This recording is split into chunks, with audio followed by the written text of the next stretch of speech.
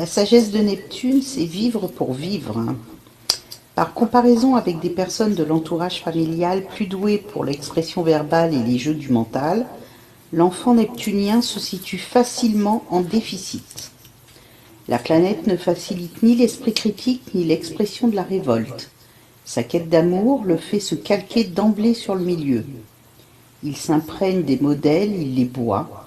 Cette fonction de caméléon peut en faire un enfant soumis, trop docile aux injonctions parentales, adoptant pour sien tous les jugements qui sont formulés contre lui. Attends, juste une parenthèse, écoutez bien, adoptant pour sien tous les jugements qui lui sont adressés. Il n'y a aucun recul avec Neptune. Neptune est une éponge, boit tout comme une vérité absolue. La dépendance de l'enfant naturel, tant que la structure de l'ego n'est pas en place, peut ainsi se prolonger bien au-delà du temps nécessaire. Le Neptunien doutera alors de son intelligence et de sa capacité créatrice.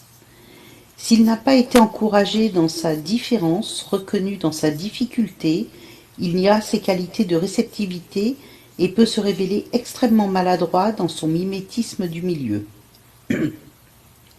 Le doute de soi, le sentiment d'infériorité, la difficulté d'expression peuvent venir aussi renforcer son affirmation d'inexistence. Devenu adulte, il aura tendance à se définir par tout ce qu'il n'est pas, tout ce que les autres ont de mieux que lui, et se faire reconnaître par une adaptation systématique au désir de l'autre. Être un canal d'amour dans ce cas n'est que la simple négation de soi-même, peu significative d'une disponibilité réelle à son environnement. Ce comportement manque trop de discernement pour être crédible sur le plan spirituel. La planète entraîne une évidente confusion entre fusion et preuve d'amour, et le Neptunien assimile rapidement son sentiment d'être le tout avec la conclusion « tout le monde est moi ». Tout le monde n'est pas forcément d'accord avec cette mainmise automatique de Neptune sur ses sentiments et ses désirs, et beaucoup se sentent niés dans cette approche. Le Neptunien cherche alors son semblable et le trouve. Il existe partout des personnes avides de fusion et de dépassement affectif qui rêvent de vivre un amour idéal en dehors de toute réalité quotidienne et de tout conflit. Ainsi se trouve réalisée le plus souvent l'unité neptunienne par la négation de soi et de l'autre. Le Neptunien fusionnant peut alors proclamer avec aplomb « Je n'existe pas, je ne suis qu'amour, don, sacrifice ». Avant de pleurer, l'heure de la désillusion venue sur la trahison, la méchanceté, l'ingratitude de celui ou de celle à qui il avait tout donné. Il est difficile de dire à un Neptunien que son affirmation d'amour n'est significative que de l'ampleur de sa propre demande. Il ne l'aperçoit pas et est incapable de la définir.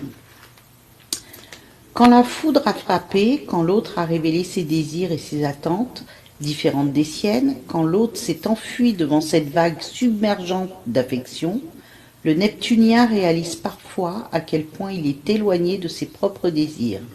Il décide de dire « moi », malgré toute la difficulté que cela représente. Il peut alors prendre conscience que son appel vers l'infini n'était qu'un concept masquant, sur le plan psychologique, son comportement indéterminé. Que se voulant coupe dans laquelle toutes les autres formes pouvaient se mirer, il n'a abouti qu'à l'informe.